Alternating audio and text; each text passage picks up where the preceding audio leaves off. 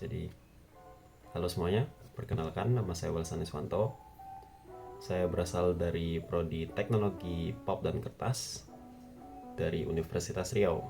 Saya berasal dari kelas TPKB dan untuk NIM saya yaitu 2107 036659. Nah, dalam video kali ini saya akan membahas tentang proses produksi dalam sebuah plant, yaitu chlor-alkali plant. Semoga informasi yang saya sampaikan dapat menambah ilmu penonton semua. Selamat menikmati. Jadi sebelum kita membahas seluk-beluk dari chlor-alkali plant ini, saya akan menjelaskan tentang apa sih itu chlor-alkali plant.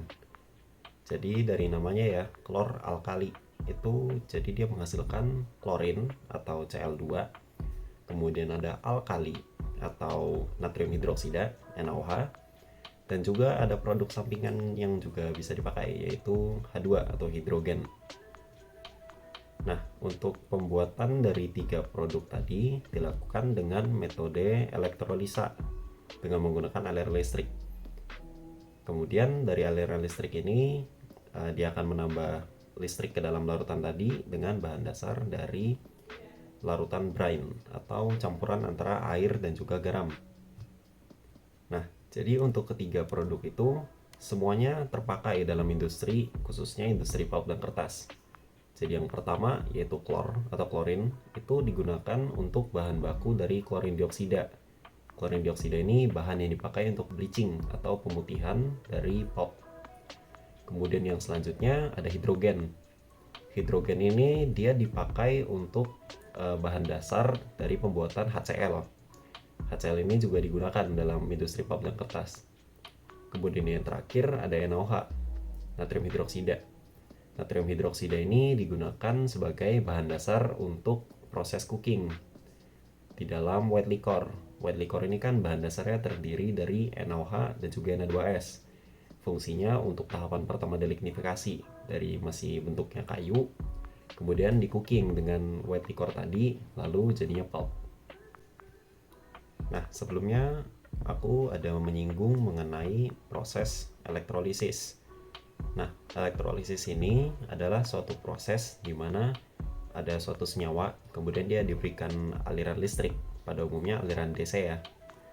Nah, setelah diberikan aliran listrik ini, aliran listriknya ini diberikan melalui dua buah kutub, yaitu anoda dan juga katoda. Katoda ini dia yang bermuatan negatif, dan juga untuk anoda ini dia yang bermuatan positif.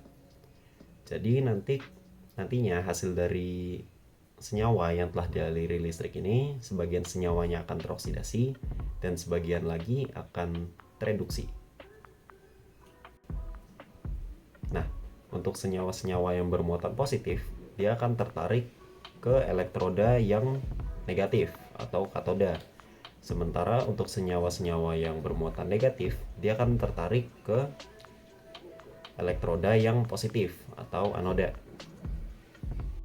Nah, untuk reaksi dalam pembuatan chlor-alkali ini, di dalam elektrolisisnya itu dia ada membran pemisah. Membran pemisah ini bersifat cukup selektif. Fungsi dari membran pemisah ini adalah untuk memisahkan antara produk-produk yang bereaksi dengan anoda dan katoda tersebut. Kenapa dipisahkan? Karena dikhawatirkan kalau nggak dipisahkan, senyawa-senyawa tadi yang sudah tereduksi dan teroksidasi itu kan bisa berkontak lagi tuh. Ketika dia berkontak lagi, dia malah akan bereaksi balik. Jadi bahan utama awal yaitu brine atau air garam. Nah, kalau misalnya bereaksi, produk akhir yang kita dapatkan seperti NaOH, Cl2, sama hidrogen itu jumlahnya jadi lebih sedikit. Jadi hitungannya ada pemborosan energi dan juga waktu. Nah, untuk proses elektrolisis sendiri, dia menggunakan alat yang disebut sebagai electrolyzer.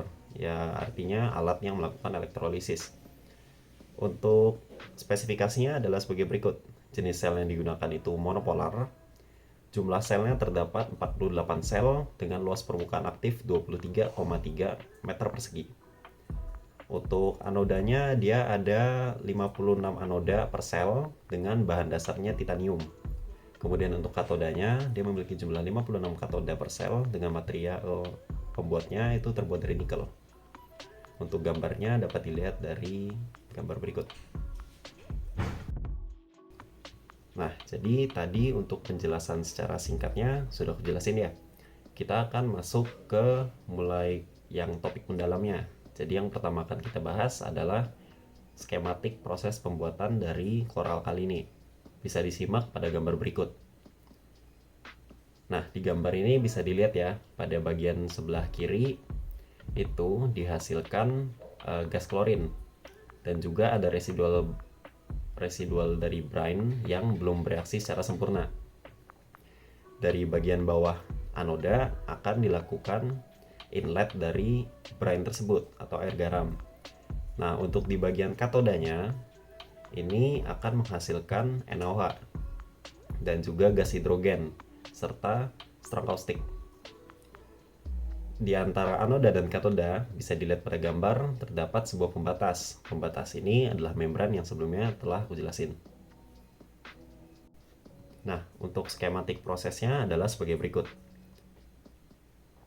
Jadi pertama dia akan masuk ke brine treatment atau brine dechlorination bisa dibilang juga. Nah, hasil dari brine ini dia perlu di treatment dulu karena brine yang digunakan kan dia masih memiliki impurities atau pengotor yang cukup tinggi. Pengotor yang cukup tinggi ini bisa merusak elektroda yang digunakan dalam elektrolisis karena takutnya nanti ion-ion lain malah bereaksi dengan permukaan dari elektroda. Reaksi ini bisa menyebabkan pengeroposan atau korosi. Nah, hasil dari brine ini kemudian akan dimasukkan ke dalam tahapan elektrolisa. Hasilnya akan dibawa ke chlorine handling untuk Cl2. Kemudian untuk NaOH-nya akan dibawa ke caustic handling.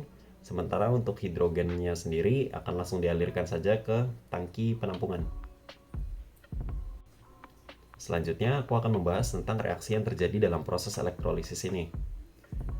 Reaksi yang terjadi itu untuk yang berada di anoda itu 2 NaCl itu bereaksi menjadi 2 Na plus ditambah Cl2 ditambah 2 elektron. Kemudian untuk katoda dia reaksinya 2H2O ditambah 2 elektron menghasilkan OH- ditambah H2. Kemudian Na ditambah OH- menghasilkan NaOH. Jadi secara keseluruhan reaksinya itu sebagai berikut. 2 NaCl ditambah 2H2O menghasilkan 2 NaOH ditambah hidrogen ditambah Cl2. Nah, setelah proses elektrolisisnya selesai, kita akan mendapatkan produk-produk tadi yaitu Cl2, NaOH dan juga hidrogen. Untuk Cl2 dia akan dialirkan ke chlorine handling. Dari chlorine handling ini dia akan didinginkan. Nah, setelah dia dialirkan, didinginkan, dia akan dibawa ke filter. Filter yang digunakan di sini adalah candle filter. Filter ini digunakan untuk membersihkan lagi impurities yang terdapat di dalam larutan klorin tadi. Nah, klorin ini kemudian akan dialirkan lagi ke candle filter untuk diproses lagi ke synthesis unit untuk diproses lagi, bisa untuk pembuatan HCl ataupun ClO2. Nah, untuk produk selanjutnya itu yaitu NaOH, dia akan dibawa ke caustic handling. Nah, NaOH dari proses elektrolisis akan dibawa ke tangki penampung. Nah, di tangki penampung ini dia sekaligus menampung hidrogen. Hidrogen ini akan dibawa ke hidrogen blower untuk disimpan di storage. Nah, NaOH yang telah dipisahkan dari H2 ini akan dibawa ke tangki caustic intermediate. Dari tangki ini akan dibawa ke tangki penyimpanan, terdapat 2, dia ada tangki penyimpanan 1 dan 2. Kemudian dia akan diturunkan konsentrasinya dari 32% ke 14%. Setelah konsentrasinya diturunkan ke 14%, dia akan dibawa ke tangki penyimpanan sebelum digunakan ke proses di mill. Jadi sekian informasi yang dapat saya sampaikan mengenai chloralkali plant. Semoga informasi yang telah saya sampaikan dapat menambah ilmu penonton sekalian. Sekian dari saya dan terima kasih.